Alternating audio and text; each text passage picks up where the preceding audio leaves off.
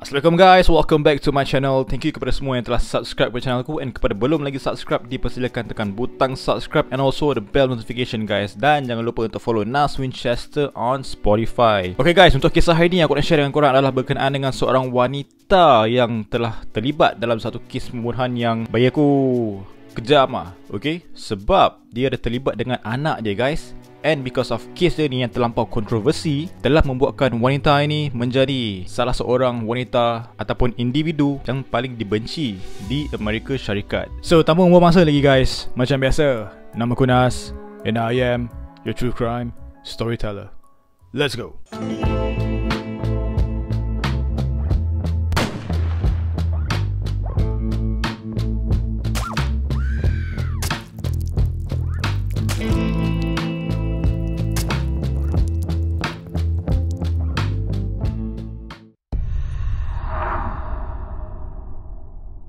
Pada tahun 2005, Casey Marie Anthony, iaitu seorang gadis yang berumur 19 tahun, pada time tu dia telah melahirkan kepada seorang cahaya mata perempuan yang dikenali sebagai Kelly Anthony. Kelly Anthony ni bagi aku dia seorang yang teramat comel lah, okay? Sebab tengok gambar dia kan, memang comel gila tu anak si Casey ni. Dan untuk identiti bapa dia pula, sampai sekarang tidak dikenal pasti lagi guys. Okey, berkenaan dengan anak dia si Kelly ni okey, sebelum kelahiran Kelly ni, Casey dia pernah menafikan tentang kehamilannya itu kepada ibu dan bapa dia, iaitu bernama George dan juga Cindy Anthony. Tapi berkenaan dengan rahsia dia itu akhirnya terbongkar jugalah. Okey, untuk Casey ni pula kan, dia adalah seorang wanita yang liar guys. Itu bermaksud dia ni suka berparti, dia suka minum arak, mabuk semua kan, dan juga suka menghisap dadah. So bagi aku that is something yang tak sepatutnya ada apabila dia telah melahirkan kepada anak dia Kelly. Menjelang pada tahun 2008, Casey telah bertengkar dengan ibunya Cindy, and because of that, dia bertindak untuk keluar daripada rumah mereka bersama Kelly sekali guys. Dan dengan itu bermaksud mereka pun telah tinggal berasingan. Tetapi biarpunlah diorang ni asyik bergaduh ke apa kan, Cindy dia masih lagi menghubungi Casey untuk bertanya khabar mengenai Kelly. Yelah, nenek mesti rindu kat cucu, betul tak kan? So of course lah dia akan call anak dia. Cuma untuk Casey ni pula, dia selalu berdolak dalih guys. Dia akan bagi alasan yang memanjang sebab dia tak nak Cindy untuk bercakap dengan anak dia ataupun bertanya khabar pun.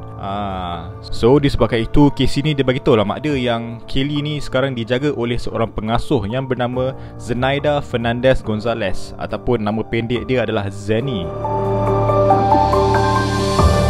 Pada tarikh 13 Julai 2008, George dan Cindy telah menerima satu email yang memberitahu bahawa kereta si Casey ni ditunda guys. So from there diorang macam pelik lah, apasal kena tunda kan. So macam biasalah, sebagai ibu bapa, diorang mengambil tanggungjawab tersebut. Mereka terus pergi ke tempat kejadian. And pada time tu guys, si George ni dia terbau satu benda yang teramat busuk guys dekat bahagian boot kereta Casey. Dan disebabkan itu, ternyatalah menimbulkan rasa tidak senang hati kepada George dan Cindy juga, memandangkan pada sebelum itu diorang langsung tak menerima khabar mengenai Kelly tau. So from there, diorang dah ada rasa tak sedap hati dan juga suspicion terhadap Casey. Dan kemudiannya mereka telah mengambil keputusan untuk pergi mencari Casey. And then yes, once mereka dah berjaya berjumpa dengan Casey, Casey terus memberitahu ibu bapa dia bahawa Kelly sekarang berada di bawah penjagaan pengasuh. But then again, benda tu tetap menimbulkan rasa keraguan dalam diri Cindy.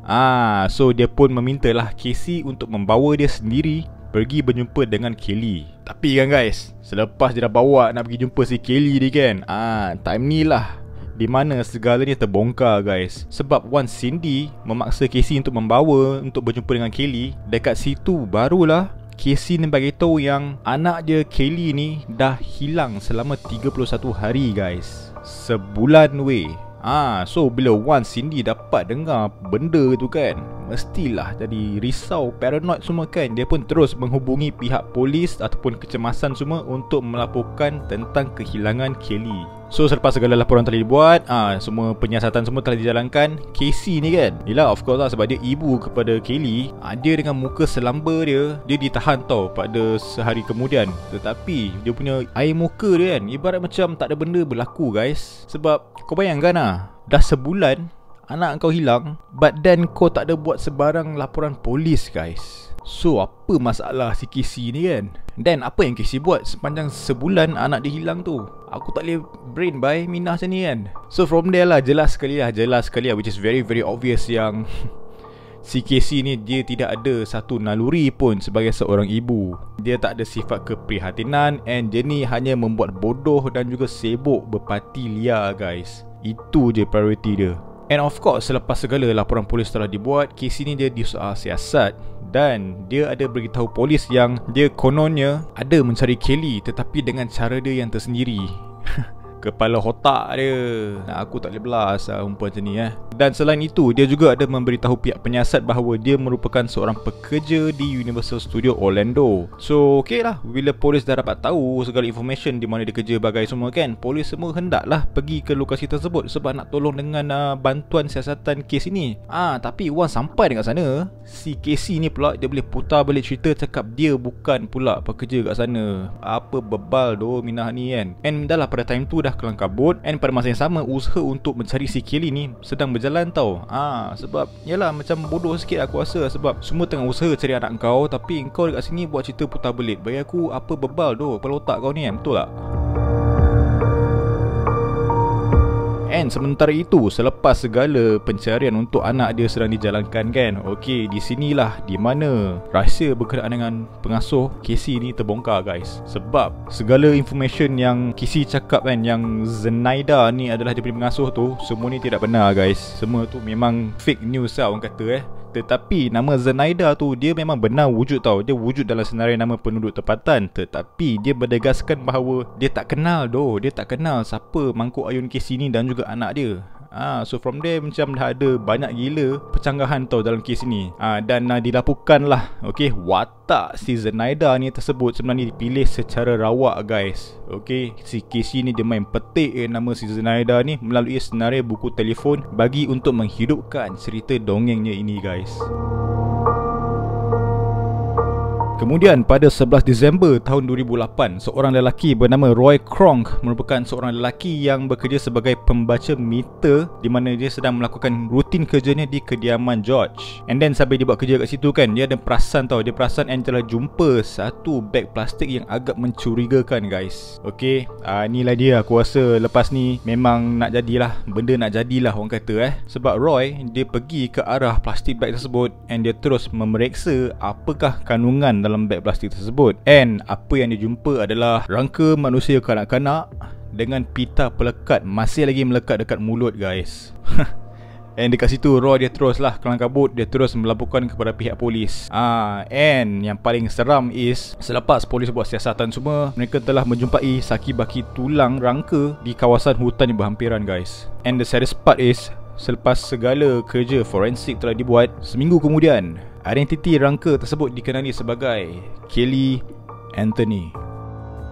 And terdapat juga pengembangan lain guys. Roy Kronk ni dia telah bertindak untuk memfailkan saman terhadap Casey. Why is because dia telah dituduh oleh pihak pembelaan sebagai penculik dan juga pembunuh si Kelly. So from here kan, adakah Kelly ni sebenarnya dia dibunuh? Jawapan dia yes, betul dia telah dibunuh. Tetapi punca sebenar kematian dan juga bagaimana pembunuhan itu berlaku masih tidak dapat dipastikan lagi guys.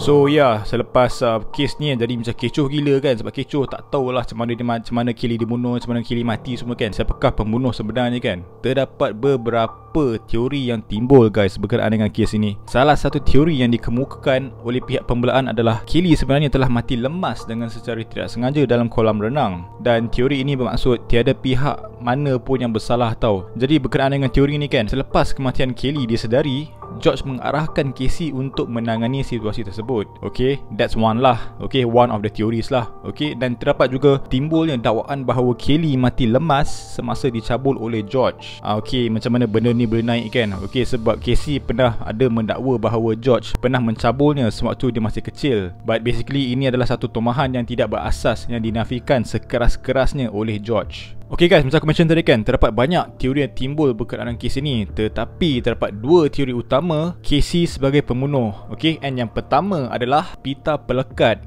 Okay, so why pita pelekat adalah, okay, pita itu sengaja Casey lekatkan kepada muka Kelly, and dia pun biarkan Kelly mati kelemasan. Okay, why dia buat macam tu is because supaya dia boleh pergi berparti tanpa sebarang gangguan guys. Okay, and untuk teori kedua pula, penghiduan kloroform. Kelly mati dengan tidak sengaja akibat terhidu bau kloroform secara berlebihan. Sebab berkemungkinan Casey menggunakan bau kloroform itu adalah untuk mendiamkan Kelly. Cuma keadaan yang berlaku tu telah menjadi sebaliknya lah. Okay, sebab mengikut beberapa fakta, Casey dia ada membuat pencarian maklumat pada komputernya dengan kata carian kloroform. So from there, pihak penyiasat boleh macam detect lah yang most probably kloroform telah digunakan dalam pembunuhan Kelly ini. Dan kemudiannya, jasad Kelly yang tidak bernyawa telah disimpan di dalam boot creator selama beberapa hari guys. So benda-benda macam ni lah telah menjadi penjelasan penting bau busuk yang dihidu oleh George. Pada bulan Julai 2011 adalah tarikh keputusan perbicaraan kes ini. Pihak juri yang terdiri daripada 7 juri wanita dan juga 5 juri lelaki akhirnya telah memutuskan bahawa Casey Anthony didapati tidak bersalah atas kesalahan membunuh Kelly guys.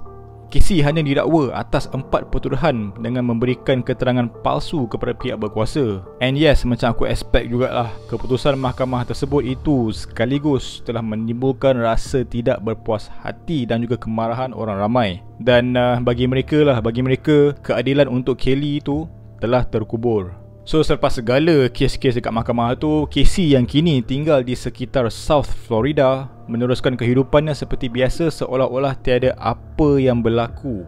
Okay, and yang paling tak belah is Casey juga dia ada bercadang untuk menerbitkan filem memoir tentang kisah kontroversinya itu yang berjudul As I Was Told. So guys, apa pendapat korang berkenaan dengan kes ini? Yelah, keputusan mahkamah tu aku rasa macam mana nak cakap pihak penyiasat semua kan boleh, aku rasa boleh membuat siasatan dengan lebih mendalam lagi sebab there's no other people selain Casey yang berada dengan Kelly hampir sepanjang masa guys. Kalau dah tak boleh jaga kau punya anak tu, kau tinggal je lah kat rumah parents kau. Ini dah bergaduh dengan parents kau, kau pindah keluar bawa anak kau sekali, but then tak boleh menjalankan tanggungjawab sebagai seorang ibu. Duk sibuk nak berparti mabuk bagai, end up nyawa anak sendiri digadaikan guys. Aku tak boleh belah lah. Let's say lah kalau betul lah those two theories itu betul, okay, yang pasal pita pelekat dan juga kloroform tu, bagi aku Casey ni dia tak ada beza dengan setan aku rasa lah. Okay, bukan manusia macam ni. Tergamak untuk seorang ibu buat macam tu dekat anak dia yang baru berusia berapa tahun weh, masih kecil lagi. Hanya semata-mata nak memuaskan nafsu dia guys.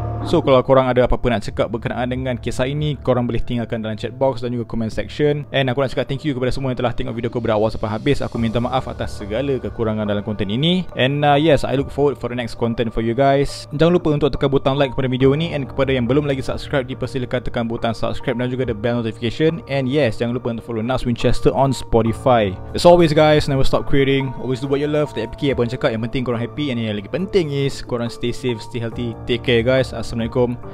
Bye bye.